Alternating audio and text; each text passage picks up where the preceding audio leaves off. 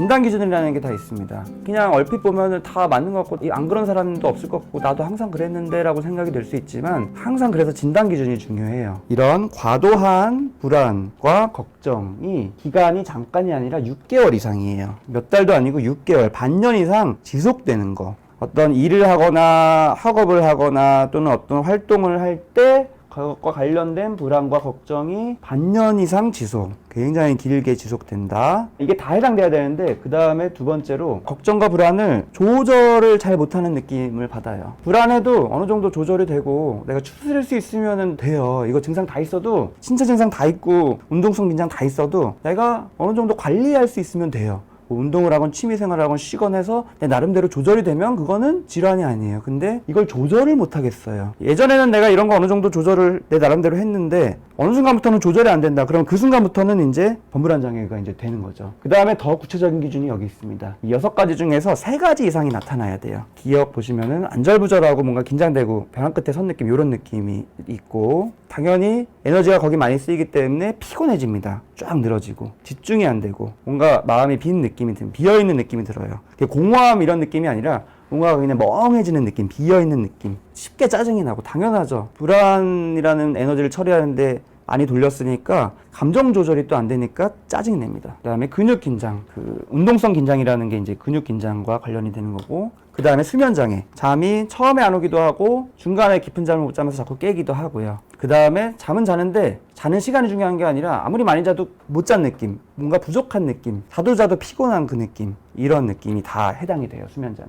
그래서 이것 중에서 3가지 이상이 있어야 되고, 이거 다 있어야 되고요. 그 다음에 항상 정신과 질환에서 중요한 부분, 이게 다 있어도 사회적, 직업적 또는 자기의 중요한 영역에서 너무 힘들거나 그거에 지장이 있거나 이러지 않으면은 괜찮은 거예요. 근데 이거 다 있고, 어떤 사회적 관계, 인간관계 또는 내 일에서 또는 뭐 학생이면 학업, 또 자기의 어떤 중요 영역에서 굉장히 내가 힘들거나 굉장히 지장이 있거나 이런 게 다 있을 때 범불안 장애로 진단을 합니다.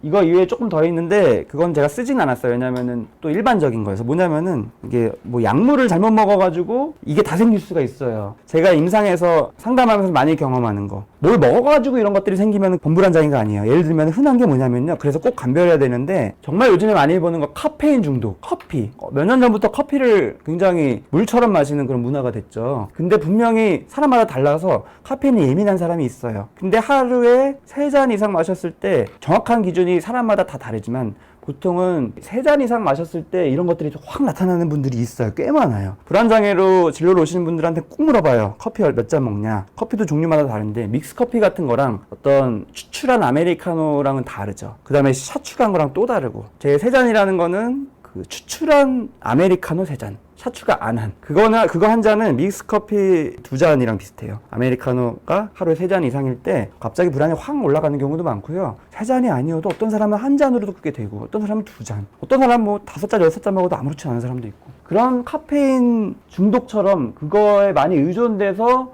이런 감정적인 게 나타나는 경우에는 범불안 장애가 아니라 그거는 카페인 의존이에요. 또 흔한 게 뭐냐면요, 다이어트 약. 다이어트 약도 종류가 많지만 원래 의학적으로는 3개월 미만만 조심해서 써야 되는 그런 각성 관련된 약이 있잖아요. 펜타민 계열인데 그거를 어떻게 또 딴 데서 구해가지고 막 몇 년씩 먹는 분도 있어요. 그렇게 하다 보면 역시 각성이 되기 때문에, 각성이라는 거는 불안이에요. 결국엔 적당한 각성이 좋을 수 있지만 반대로 조금만 지나쳐도 막 초조해지고 불안해지고 예민해지고 몸 여기저기가 불편할 수 있게 모든 게 다 나타날 수 있습니다. 그런 거면은 범불안 장애가 아니라 그거는 그냥 정신자극제 남용이라고 하고, 그 다음에 또 술에 의존돼서 계속 먹다가 안 먹으면 또 이런 게 다 나타날 수도 있고, 그거는 범불안 장애가 아니라 알코올 금단이라고 하고, 그런 것 때문은 아니다라는 기준들이 원래 있는데, 이거는 이 개념을 명확하게 이해하는 데는 부수적인 것을 쓰진 않았는데 그래도 생각난 김에 말씀을 드리겠습니다. 네. 우울증 있는 사람은 커피 끊어야 하나요? 많이 받는 질문이에요. 커피든 술이든 끊어야 하나요? 꼭 끊을 필요는 없지만, 가급적 본인이 카페인에 좀 예민한 편이라면 우선은 줄여보거나 끊어보는 걸 권유하고, 보통은 1잔 미만으로 줄여보기를 권유드리고, 술도 완전히 끊을 수가 없는 경우들이 많잖아요. 왜냐하면 우울증을 경험하면 최소 6개월 이상은 약물을 복용하다가 끊어야지 재발이 최소화되고 이런 게 있어서, 그동안의 어떤 사회관계나 어떤 그런 모임에서 못 가고 이런 식의 되는 게 그 사람의 일상생활로 적응하게 하는데 오히려 방해가 또 되기도 하기 때문에 무조건적인 것보다는 그거 역시도 재량권, 보통은 뭐 한 잔 미만으로 최소화하는 걸 권유드리거나, 그 다음에 또 중요한 거는 술을 먹더라도 약은 먹어라, 이런 식으로 주객이 전도되지 않도록 잘 관리하면 좋지만, 주객이 전도돼서 커피 끊기 싫어서 치료 안 받는다, 이거는 오히려 주객이 전도되는 거죠. 이제 뭘 먹어가지고 생긴 것도 있지만 또 그게 아니라 또 어떤 병이 있어가지고 이런 것들이 나타나는 경우도 많아요. 그것도 역시 범불안장애는 아닙니다. 병으로 인한 거예요. 예를 들면은 갑상선 기능 항진증 같은 경우 역시 굉장히 흔합니다. 갑상선 기능이 항진되면 이제 자율신경계 과민 증상이 나타나요. 그래서 굉장히 각성되고 뭔가가 초조해지고 이런 식으로 나타나서 이 범불안장애랑 많이 증상이 비슷하게 나타납니다. 또 신장에 진짜 문제가 있어도 두근거리거나 이런 게 있을 수 있고요. 진단 기준에 대해서 이제 설명을 드렸어요. 물론 이거를 스스로 진단하는 거 어려워요. 이 기준이라는 거는 또 이게 또 애매하잖아요. 그래서 모든 진단 기준이 그렇지만 참고만 할 뿐이에요. 일반 분들은 그냥 내가 혹시 이거 아닌가 정도까지만 하셔야 되고, 귀에 걸면 귀걸이 그걸 명확하게 해주는 사람은 전문가죠. 왜냐면은 경험이 있으니까. 그래서 그 전문가한테 내가 가볼 거냐 말까를 판단하는 기준으로 삼으시면 돼요. 내가 이걸 가지고 판단하기는 생각보다 어렵습니다. 범불안장애뿐만이 아니라 모든 질환이 마찬가지예요.